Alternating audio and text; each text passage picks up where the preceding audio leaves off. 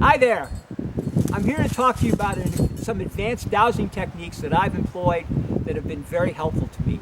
If you've been dowsing for a while, like several years, and you can find things like a water vane or an energy line or even a vortex, well, then this might be of interest to you. It is things I have learned over time. It was by listening to my dowsing rods is how I learned about energy vortices. I discovered energy vortices in the woods at a place I hold very dear, and all of a sudden my rods just started, took off and pointed in a direction, and then they opened up, and I didn't know what I discovered. It would take some time, but eventually discovered I had discovered an energy vortex. I would end up writing a book about that, Vortices and Spirals. I'll have a link below, copies of which were bought and sold by both the American Society of Dowsers and the British Society of Dowsers. So that was an incredible find, that my dowsing rods, by learning to listen to your rods, what you think might be a little mistake might actually be your rods trying to tell you something, that something is going on that you don't see. And that first one, I'm going to just listen to your rods. All of a sudden your rods just point in a different direction, or they keep coming back into something. You're like walking around the woods and it keeps pointing back here, keeps pointing back here. Then your rods might be trying to tell you, pay attention, investigate over here. And that's how I discovered energy. Just point in this direction. So if all of a sudden you're walking and all of a sudden, woof, that could be one sign. So the directional point is the first thing. That is, over time, I've learned to listen to my rods when this happens. And you might notice a little change. All of a sudden, it just shifts over. It keeps shifting over. And you go, oh man, I'm screwing up. What's wrong today? No, it could be your rod speaking to you. The second thing that I talk to you, particularly when it pertains to earth energies, is that there's a pattern of behavior. That your rods, for example, how do I know it's an energy vortex? It goes like this.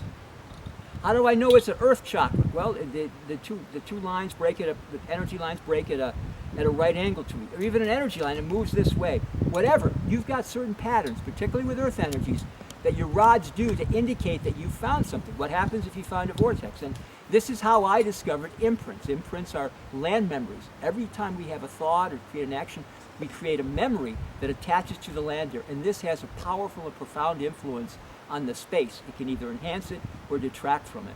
And so what I did is I was just walking in the woods, and all of a sudden my rods went into a frenzy like that. And I thought, oh my God, I found the energy vortices. I walked a couple of hundred yards this way, a couple of hundred back, and I thought for sure, and I hadn't found. I'd found what I call an imprint, or a land memory. It would take some time for me to discover that and to discern what I'd really found. But it was a big discovery that I use imprints as the top gauge right now whenever I go in the woods, because imprints can either enhance or detract from the space. And I'll tell you, I have a friend that's a psychic, a great dowser, and he tells me he can see the invisible world, and he tells me that the color of food changes when people say a prayer before they eat it. So that intention can affect everything. You got to really pay attention, if you're into earth energies, how that is going to affect whatever it is, a ley line, an energy line, whatever. So that is one thing, the pattern of behavior. The third thing that I found, I have a reinforcing thing. My rods, let's say I found a energy line or a ley line, my rods might open like this to indicate that I found it. But sometimes my rods will go do a funny thing. They'll circle around and then open up. So what the heck? But that I have learned over time, that circular pattern is my higher self and my rods telling me, you got this, you're right, don't doubt yourself. Because you can doubt yourself when you're, because you're invisible world and things like that. But this is a pattern or a behavior that I have learned over the years that this is a greater assurance, because I am constantly pressing the envelope and trying to make new discoveries and things. If you look at my web page, if you look at my YouTube videos, I've got all sorts of earth energies, earth formats, and cosmology of Mother Earth. I've mapped out fields of consciousness, energy lines. Not just energy, where they come from, how they work, things like that. So this has been a very important thing for me, is to learning to listen to that. These are three things that I have learned that have been extremely helpful to me by learning to listen to my dowsing rods. You have that same ability to learn to listen to your dowsing rods, and it could be something else, totally different what I'm talking about. But just learn to listen to them if you're an accomplished dowser, because they can be of great help in improving your dowsing skills and your perceptions. as I just said, energy vortices, some of the greatest discoveries I've made came about by listening to my dowsing rods.